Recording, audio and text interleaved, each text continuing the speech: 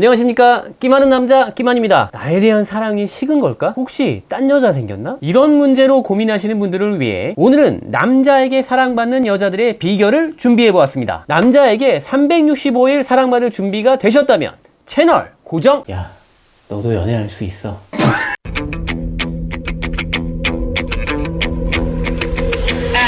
칭찬해줘라, 웃어줘라, 집착하지 마라 등등 이미 다른 연애 유튜버분들이 많이들 하셨던 얘기 말고 오늘은 가장 근본이 되어야 하고 가장 중요한 얘기를 해보겠습니다. 여자분들이 사랑을 하는데 필요한 자원이 있잖아요. 예를 들면 시간과 돈, 체력 등이 있겠죠. 이걸 자신을 위해서 70%를 쓰고 남자친구를 위해서는 30%만 사용하라는 겁니다. 나중에 결혼하면 남편도 챙겨야 하고 자녀도 챙겨야 하니까 그 비중이 줄어들 수밖에 없는데 그래도 자신을 위해서 50%는 써야 한다고 생각합니다. 이게 왜 중요하냐면 남자들이 반할 정도의 칭찬과 배려, 긍정적인 멘트와 리액션을 해주는 건 그냥 되는 게 아니기 때문입니다. 내 자신이 감정적으로, 체력적으로, 시간적으로 여유가 있고 스스로 나 정도면 매력적인 여자라고 할 수 있지, 이 정도의 자신감은 있어야 가능한 거죠. 그런데 이렇게 하지 않고 내 자원의 70%를 남자친구나 남편과 자식에게 헌신하는데 사용하시는 분들도 있습니다. 대단하신 분들이지만 이런 분들은 육체적으로, 정신적으로 반드시 지칠 수밖에 없어요. 그렇게 되면 이제 힘들고 피곤하니까 모든 면에서 자기 관리를 소홀히 하게 되죠. 자기를 챙길 여력이 없으니까요. 그럼 당연히 살도 찌게 되고 매일 힘들고 짜증나니까 성격도 신경질적으로 변하게 됩니다. 참 안타까운 일이지만 남자 입장에서는 점점 더 마주치기 싫은 여자가 되어버리는 거죠. 그러다가 여자로서 이 자신감마저 떨어지게 되면 너한테 헌신하다가 내가 이렇게 되었다 라는 식의 피해의식도 생겨서 상대방에게 말을 함부로 하게 됩니다. 성격도 더 공격적으로 변하고 집착과 의심 증세가 시간이 갈수록 더 심해지게 되죠. 당연히 남자와 더 이상 좋은 관계를 유지하기 어려워지는 겁니다. 야, 너도 연애할 수 있어.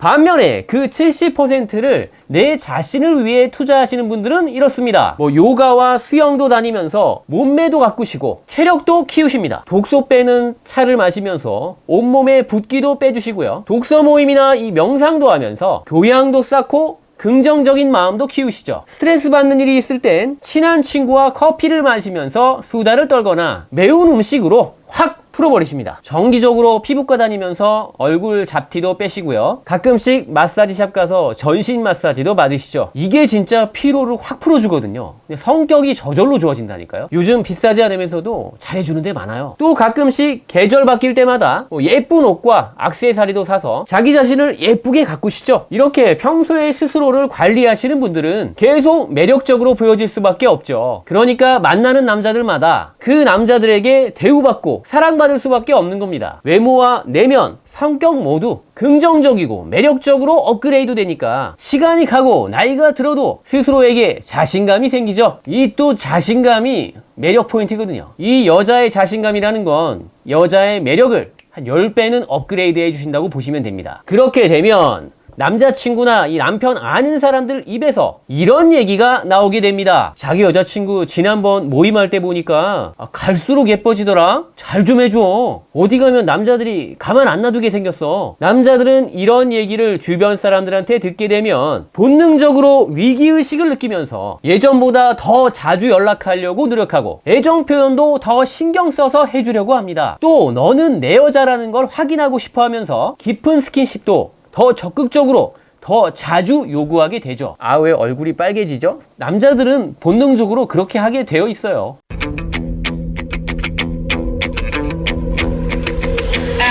또 마지막으로 말씀드리고 싶은 건 나머지 30%의 자원을 남자친구가 나에게 가장 바라는 것들에 초점을 두고 헌신해 주라는 겁니다. 이게 요령이에요. 남자친구가 원하지도 않는데 무엇인가를 해주려고 하면 전혀 예상하지 못한 반응을 하거든요. 쓸데없이 참견하려고 한다, 오버한다, 숨막히게 한다, 집착한다 라는 등의 반응을 보입니다. 너무 속상하겠다, 그죠? 내 자원을 쓰고 최선을 다해서 희생하고 헌신을 했는데 나를 부담스러워하고 싫어할 수도 있다는 거예요. 이런 상황이 되어버리면 얼마나 속이 상하겠어요. 이 보상심리 때문에 2배로 더 서운해지죠. 내가 그렇게까지 했는데 네가 나한테 어떻게 이럴 수 있어. 뭐 이런 마음 말이죠. 그래서 이런 서운한 감정을 얘기를 하면 남자친구는 또 이런 식으로 얘기할 겁니다. 너는 왜 쓸데없는 거 해주면서 나한테 징징거리기까지 하냐. 너 만나면 진짜 짜증나고 이상하게 너랑은 안 맞는 것 같다. 이제 지긋지긋하다. 그만 만나자. 아유, 너무 불쌍하겠다. 그런데 이게 사실이에요. 남편들도 마찬가지로 비슷한 얘기를 할 겁니다. 야,